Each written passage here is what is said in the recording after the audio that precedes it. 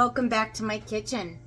If you haven't already subscribed, please subscribe to my YouTube channel at Ketolifestyle and Low Carb Cooking with Melissa. I'm Melissa. Welcome back to my kitchen.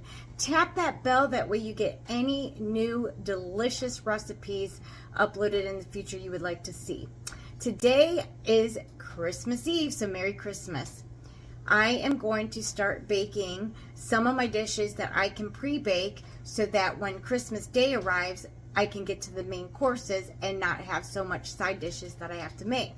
So I am making a quick, easy, budget-friendly, low-carb, keto-friendly banana bread. Let's get started. I'm going to show you the ingredients that you need. Here's all the ingredients you are going to need for this recipe.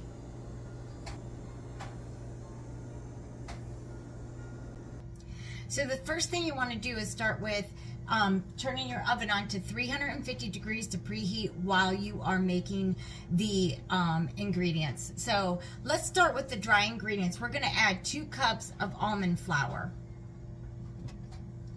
And you're going to add it to the large mixing bowl. The next thing you want to add is a 1/4 cup of coconut flour. Next, you're going to add 1 tablespoon of baking powder.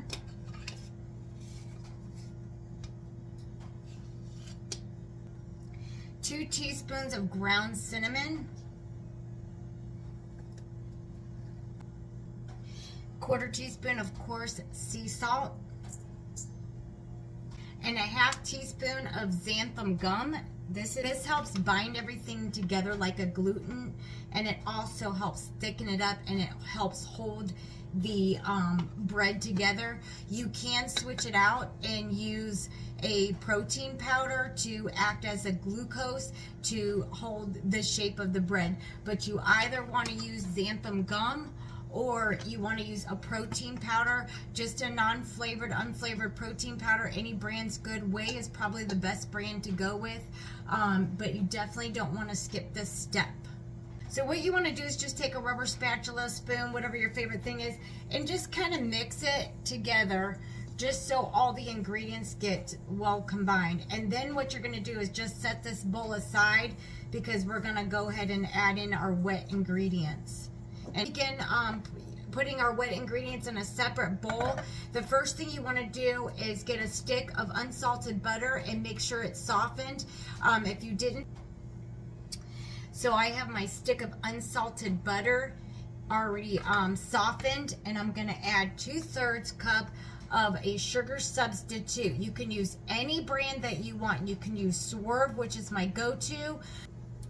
So what you want to do is beat the unsalted butter and your sugar substitute sweetener until it's creamy. The next thing you want to do is add in your eggs, but you want to do it one at a time. So add an egg and then beat it, then add another one, and then follow till you get all 4 eggs in. The final 2 ingredients you want to add is a 1/2 cup of almond milk. Make sure you're using a unsweetened almond milk and a sugar-free.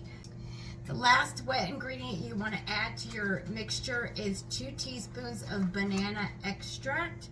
This is what also helps keep it keto-friendly, low-carb, but it gives it that banana flavor.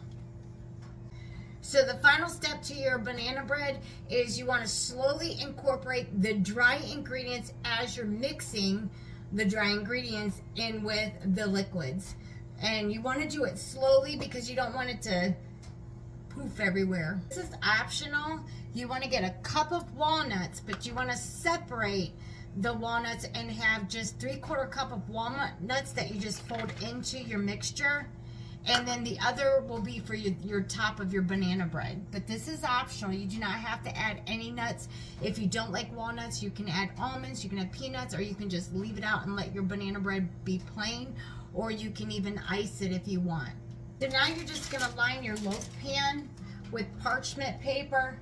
You can spray your loaf pan, but I think it's easier if you want to transfer it out and slice it up and put it on a decorative plate for Christmas. However, if you want easy cleanup, just have some parchment paper in here It can be a little hard to work with, but once you get your batter put in the lined baking sheet, it'll hold. So once your batter is transferred into your loaf pan, it should look like this. You just take the remaining walnuts and you lay them across the top and you just lightly press them into the top of it. Once again, it's optional. You can put them in the loaf and then leave the top plain or leave them out altogether. It's entirely up to you. So you want to make sure when you do line your loaf pan up with the parchment paper, it hangs over the sides. This is what's going to make it easier to pull it all out so that you can put it on like a really nice decorative dish and slice it up for your holiday bread or side dish. And you're going to bake this at 350 degrees for 30 to 40 minutes or until your top is golden brown. And then you're going to take it out of the oven and then you're going to tent it with foil.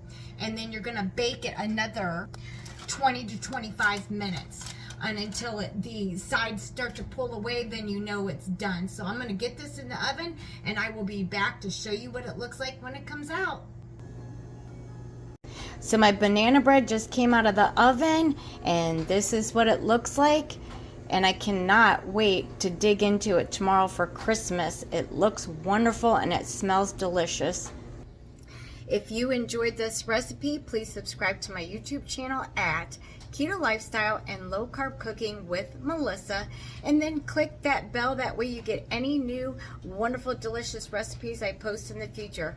Enjoy this recipe and enjoy your holiday. Merry Christmas. Thanks for watching.